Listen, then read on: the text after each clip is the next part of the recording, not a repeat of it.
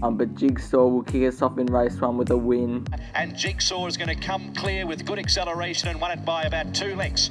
Seconds of Photo, Sharp Response, or Darsan DeMille. Malkovich, 15 units the win. Malkovich for Damien Lane with the 61. This is a good effort. Malkovich won at a length and a quarter. Esther LaRocca second, Forever Free third. Corner Pocket will be my tip if it gets scratched. So honest and very good. Win 6 at start 8, Corner Pocket. Won it from Mr. TIPLA. Fundraiser possibly third. Pintoff ran well there. And Pintoff is going to burn them off and win the last. Pintoff from WHIPCRACKER way.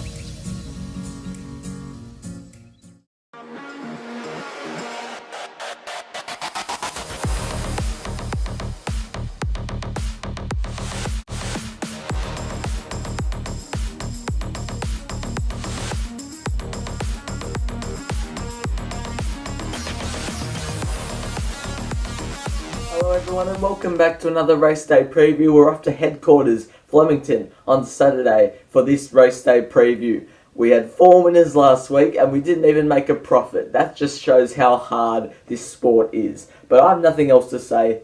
Let's get on with it. Race 1 is a 2-year-old quality race over the 1200 metres, and MENNEA, the debut winner, is the $2.25 favourite, Kieran and David Eustace, and $4.40 for the Art of Flying. I've decided to do a speed map just because I needed to, and Iron War and Power Crunch, the 2 outsiders, should go to the front.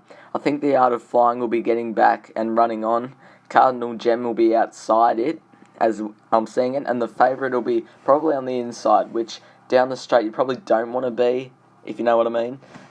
But this is a sale 2-year-old maiden, and we're looking at the Art of Flying. This was a really high rating maiden. Tranquil Bay, Sharp Response won the race, who ran second to Jigsaw last week. I thought the Art of Flying did well first up, because this was first up. Ben Mellum sticks with it on the weekend, and on the weekend it also has gate 8, so I think down the straight that's a big advantage. Should be on the outside, should get cover, should be running on. It deserves a win, the Art of Flying. This is a high rating race. Winners galore come out of it, and I think the Art of Flying will as well. 15 units the win. MENNEA, it won at Donald. I don't know if I trust it, but it's in there. Cardinal Gem's been winning on the synthetic, and it's a query of transferring that onto the turf. And Regulus, first starter, probably be suited over further, but gets Jamie Carr on and a good gate, so got to throw it in there. But the Art of Flying, I think, represents a bit of value in race 1 at Flemington. Race 2 is a 3-year-old quality over the 1600 metres, and Reliable Dude is the $4 favourite ahead of Seb Song at $5. Wide open race this one, with the favourite being at $4. They could go pretty hard here. Visualising and Bengal Bandit should go to the front. Something from the outside might want to take them all on, but I just don't know. Seb Song, I think, gets a really good run, one of the favourites. Reliable Dude's going to have to slot in. That's a bit of a query. Rathlin will probably get it buried a bit too far back and will need to work its way through the field. But this is a Cranbourne race. Reliable Dude, Bengal Bandit and Seb Song come out of this race, and Reliable Dude wins the race and wins it well. It was held up, gets to the outside and booms past them. I thought Bengal Bandit did well to hold on for second, and I think the step up in distance will suit it. Seb Song just had too much weight to carry, gets Jamie Carr back on and drops in weight. I'm with Reliable Dude. I'm worried about the map, but I think it's a class horse, and off the back of this run, I think it's a really good chance.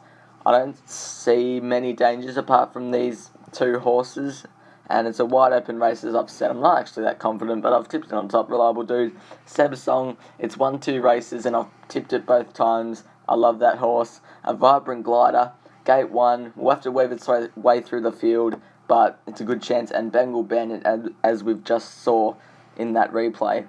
Reliable Dude on top ahead of Seb Song. I think those are the 2 main chances in race 2 at Flemington. Race 3 is a quality race over the 2600 metres, and Grand Promenade is the $1.85 favourite ahead of Not Usual Glorious at $3.90 coming down from Adelaide.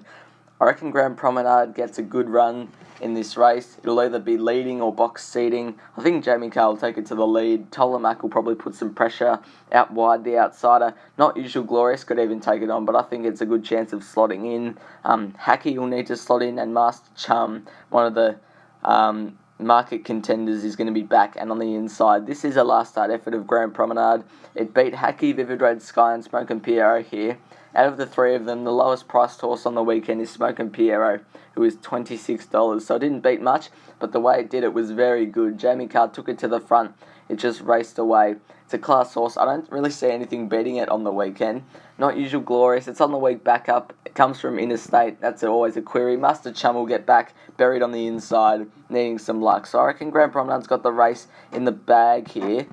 But if something goes wrong, like if the speed map, if Not Usual Glorious takes it on, things could be different. But Grand Promenade, I think, is the way to go. In race 3 at Flemington, Master Chum and Not Usual Glorious, I've spoken about. Smokin PIERRO, gate 4, get a good run, but I don't think it can win. I like Grand Promenade. $1.85 is a good price for its chances. Race 4 is the listed Taj Rossi Series final over the 1600 metres, and the favourite was up the top, ROYALZEL, at $3.40, and then Forbidden City down there at $6. They're going to go slow, as I've seen it. Pretty Little Lass and Turn It Up Tommy should go to the front, with What a Fox getting probably the run of the race. I think Celestial Fury can slot in again. ROYALZEL will be buried back from that gate, probably on the inside. I think Forbidden City and Bon Vivant will need to slot in early, as it could be detrimental to their chances if they don't. But this is the last start effort of Celestial Fury and Forbidden City. This was 2 weeks ago at Flemington, and Celestial Fury was actually $31 on this occasion, and it absolutely romped home. I liked the way it didn't give up. It went through those two horses, the tough horse. Forbidden City might have died on its run a bit. I think Celestial Fury, the step up in distance will suit it. It's $8, it's a good price, and that's why I'm not confident, but I think at that price it's worth 8 units to win. Cardigan Queen will be on the inside and needing some luck, but it's a good horse. Forbidden City, as we've just seen, was a pretty good run for Jamie Carr, but it'll need to slot in, and ROYALZEL's coming down from Sydney, so I don't know what it can do. But I'm with Celestial Fury again. I think it can replicate what Cherry Tortoni did last year in these 2 races and win race 4. Race 5 is a 3-year-old filly's quality over the 1400 metres, and Star of Uma is the $3.70 favourite. Foxy FRIDA is at $5, and AIDENSFIELD up the top is at $5.50. The speed map and Comica and Star of Uma should go to the front. AIDENSFIELD will get a pretty good run if it can use its early speed in the race. I reckon Divine Diosa and Electric Bell will be getting a bit far back, and Foxy FRIDA will be midfield on the inside, needing some luck in the straight. We're taking a look at the last start effort of Star of Uma at Morphettville. This was in a 3-year-old benchmark 68, and look, probably Flemington Saturday grade from this race. You'd think it's a query, but I like the way it fought on here. Tough horse, didn't get run down by Thrill Kill, who's actually a pretty good horse that it beat here. And I think it'll just go outside the leader and hopefully kick away. I don't see many chances in the race, and I think Star of Uma will just get that easy time outside the leader and hopefully prove too good for them coming down from Adelaide. I've got 15 units to win on it, 12 units to win on AIDENSFIELD. I think it's the class horse in the race.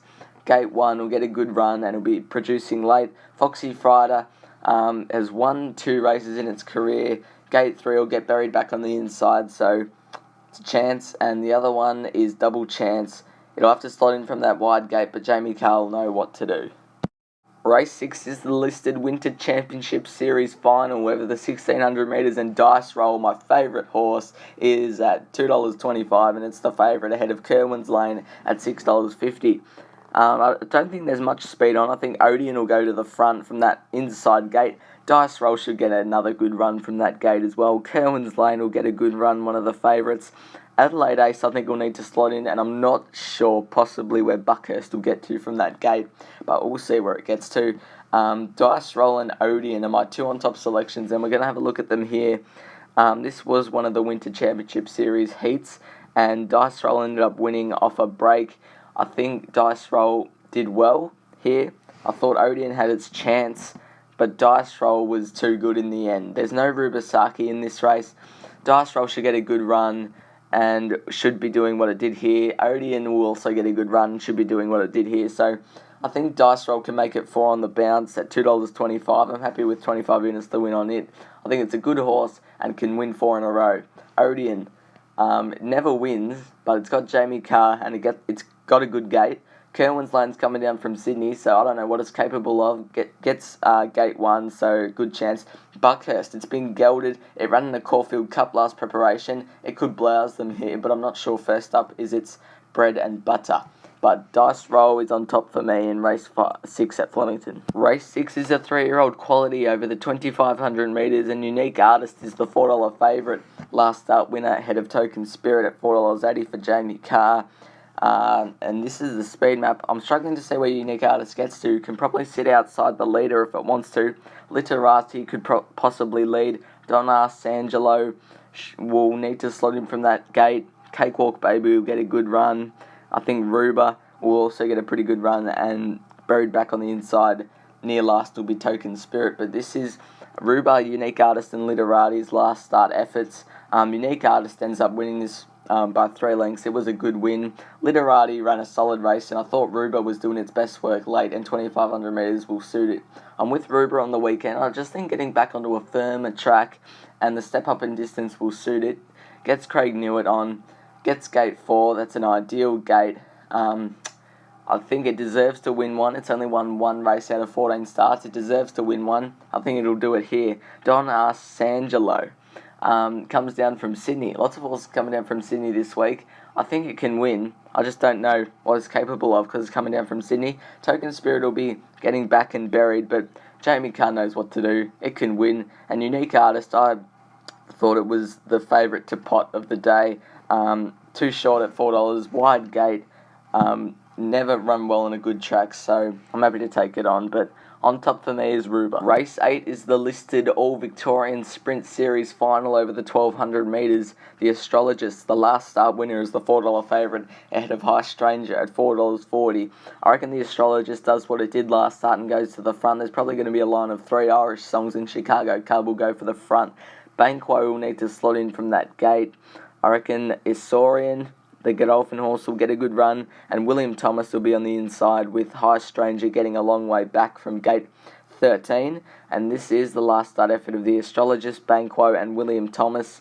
I thought the Astrologist did well to kick and win here, and getting back onto a firmer surface will help it.